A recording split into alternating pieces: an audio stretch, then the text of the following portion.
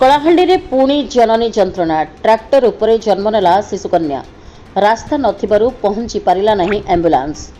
ଦୁର୍ଗମ ଅଞ୍ଚଳରେ ଆଜି ବି ମୌଳିକ ସୁବିଧାର ଅଭାବ କିପରି ଲୋକଙ୍କ ଜୀବନକୁ ବିପଦରେ ପକାଉଛି ତାହାର ଆଉ ଏକ ହୃଦୟ ବିଦାରକ ଚିତ୍ର ସାମ୍ନାକୁ ଆସିଛି।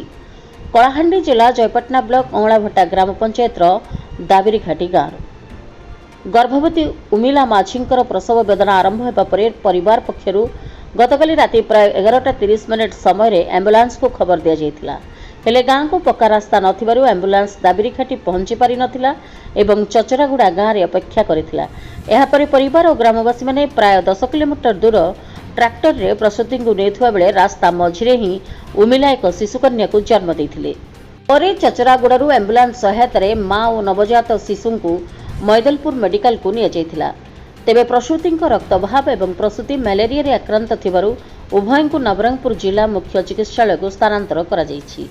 କଳାହାଣ୍ଡି ଜିଲ୍ଲାରେ ରହିଥିଲେ ମଧ୍ୟ ଏହି ସୀମାନ୍ତ ଅଞ୍ଚଳର ଲୋକମାନେ ସ୍ୱାସ୍ଥ୍ୟ ସେବା ପାଇଁ ନବରଙ୍ଗପୁର ଜିଲ୍ଲା ଉପରେ ନିର୍ଭର କରୁଛନ୍ତି।